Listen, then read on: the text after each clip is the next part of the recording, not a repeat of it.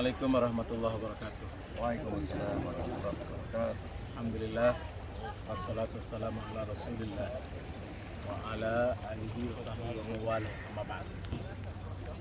Sebagai hamba Allah, umat Rasulullah SAW, kita terus selalu senantiasa bersyukur karena kita dibekali oleh agama ini, oleh Allah, oleh Rasulullah SAW, satu nikmat yang pasti tidak dipunyai jika orang tidak punya iman. Jadi, sehingga melihat satu peristiwa, melihat satu kejadian, pasti kita kembalinya kepada Allah. Ungkapan inna lillahi wa inna ilaihi raji'un itu bukan ungkapan biasa, itu ungkapan super. Karena kata Quran, orang yang bisa mengucapkan inna lillahi wa inna ilaihi raji'un itu orang yang ulaika alaihim salawatu min rabbihim wa rahmah.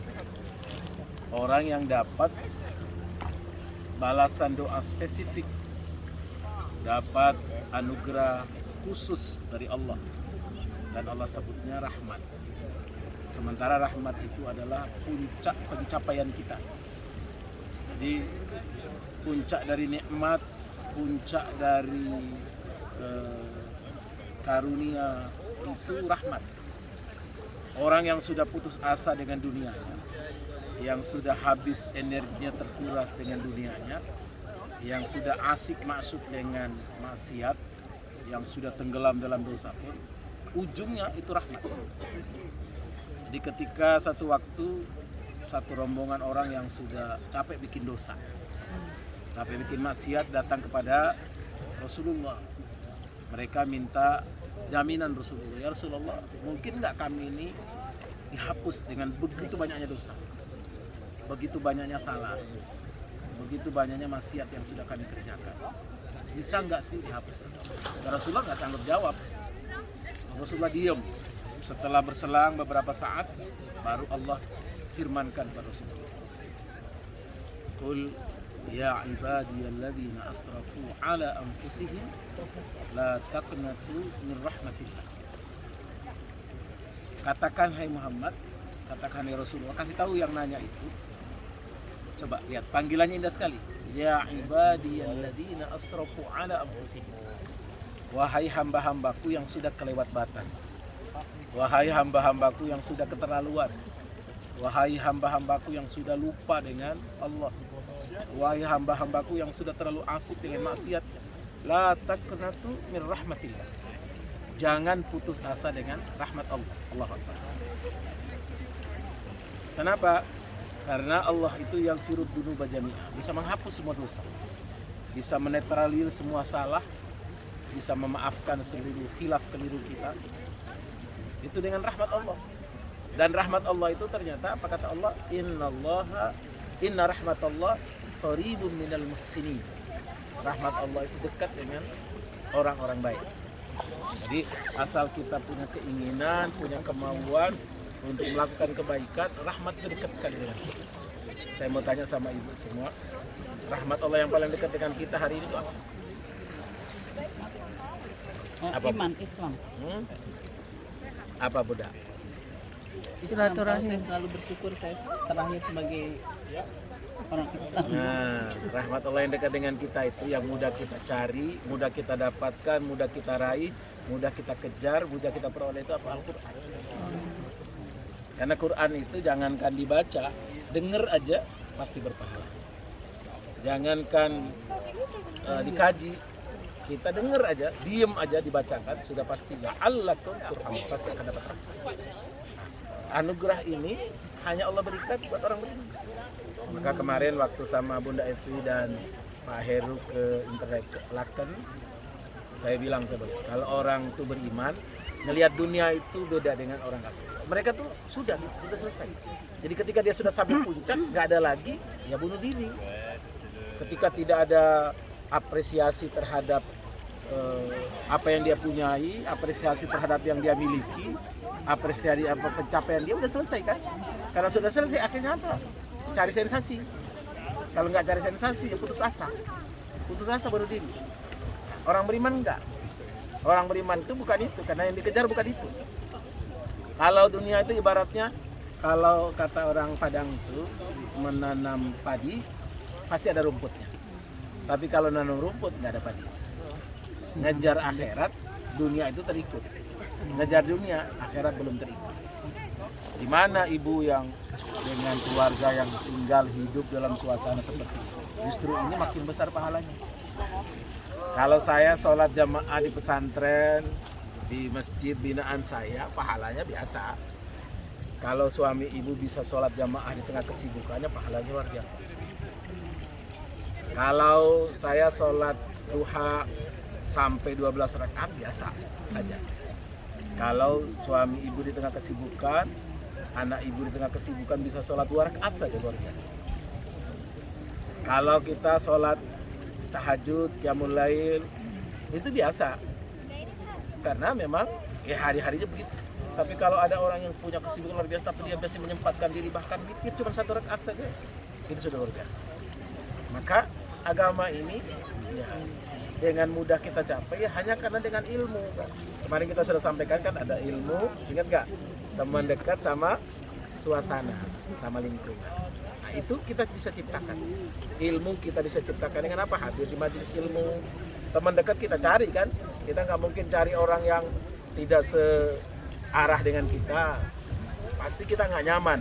Sehingga kita cari orang yang pesta. Memang kata Nabi almaru ala dini khalil. Orang itu almaru ma'aman ahab. Seseorang itu akan ya komunitasnya, sesuai komunitasnya. Jadi kalau dia mendekatkan diri kepada Allah, cara memandang dunia ya segitu. Nah, ini sehingga ketika kita bisa mengucapkan innalillah dengan sempurna, itu memang Allah janjikan. Ulaika alaihim sholawatu mir rabbihim wa rahmah. Itulah orang-orang yang bisa. Jadi karena ekspresi kita mengucapkan itu, nah ini satu peristiwa, ada ibu-ibu meninggal suaminya di zaman Nabi. Dia meninggal, dia meratap, pokoknya sudah protes lah sama Allah. Semua orang nasihati, sabar ya bu, ya kalian sih enak aja ngomong sabar-sabar. Gimana dong hidup saya, gimana anak-anak saya sekolah, kira-kira begitulah. Gimana kontrakan rumah saya, segala macam. Terus tiba-tiba Nabi lewat, Nabi mengatakan isbir ya walakil jannah. Sabar bu, insya Allah surga untuk. Ya surga mah nanti, sekarang ini begini, gimana nih? Terus ada orang datang kasih tahu, bu, tahu nggak siapa tadi yang nasihati? Nggak tahu. Itu Rasulullah. Ibu itu langsung sadar, dia bangkit, dia ngejar Rasulullah. Ya Rasul, al-an ana asbir. Sekarang saya sabar. Kata Nabi, as-sabru fil ula. Sabar itu yang pertama tadi. Jadi ketika sudah kedua, ketiga itu sudah lain lagi. Makanya ketika kita terjadi musibah, kita bisa mengucapkan innalillah, itu yang dasar. Gimana latihannya? Nah, mesti betul. Kalau piring pecah, innalillah. Gelas jatuh, innalillah. Dengar musibah orang sakit, innalillah, dan seterusnya. Ya innalillah wa rajiun maksudnya. Full kita ucapkan dengan sempurna. Kita dengan baik. Kenapa? Itu kan tergantung kebiasaan. Kebiasaan gimana tuh Pak? Iya. Berpahala nggak Pak?